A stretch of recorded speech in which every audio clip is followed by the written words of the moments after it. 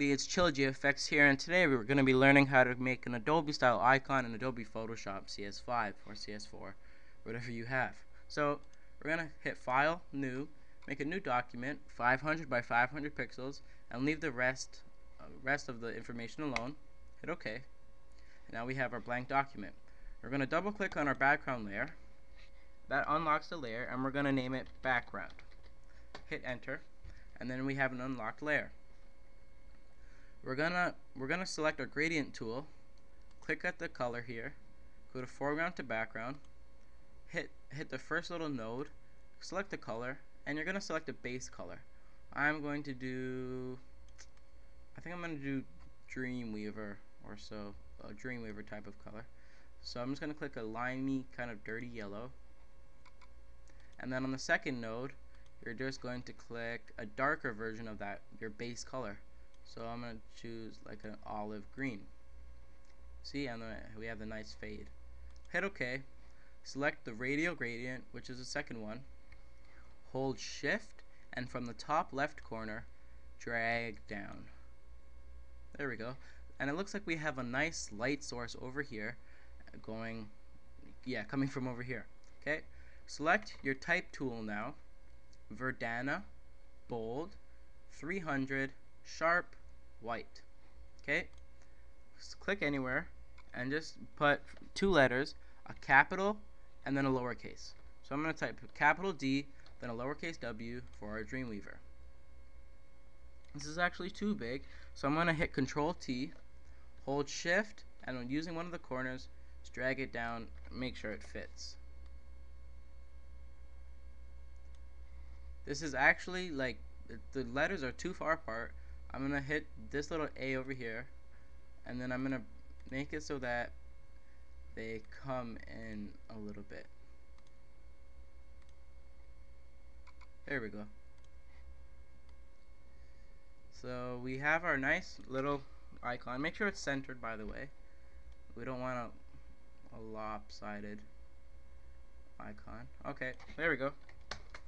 So now that we have that, we're gonna select it. We're gonna make a new layer. Control Shift N or Command Shift N, and type text gradient.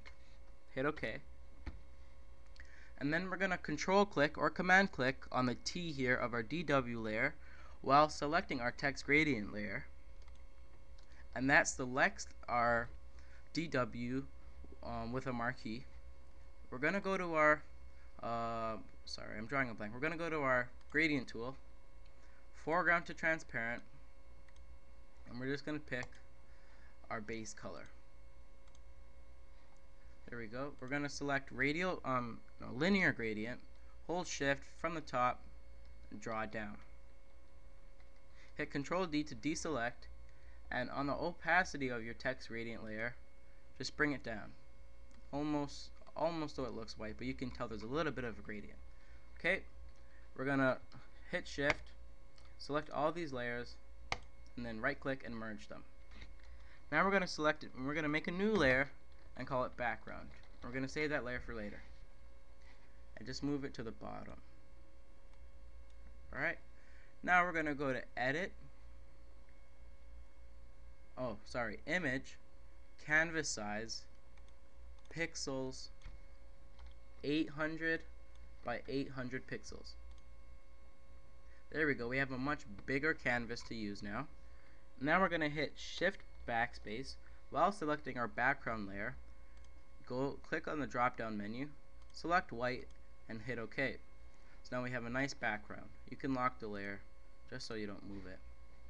Alright, now we're actually going to move this to the top of the document. Just move it, make sure it's still in the center, but just move it closer towards the top. And then we're going to go to edit. Okay, forget it.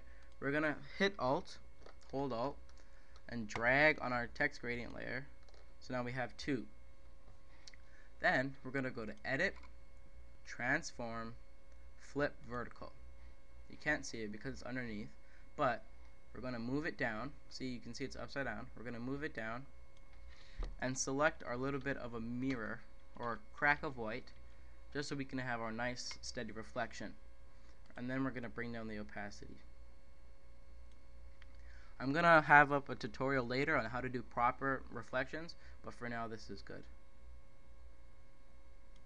There we go. Make sure it's not too bright, and it looks good. Now on our right side up one, we can actually add a text gradient. No, add a text gradient. Add a drop shadow, just to make it look a little bit more realistic. The distance should be about 4 or 5. The spread should be at about 7, 8. And then our size should be at about 6. That should do. Hit OK. And now look, we have our Adobe style icon with the reflection and the drop shadow with just a plain white background. Thanks for watching, rate and subscribe.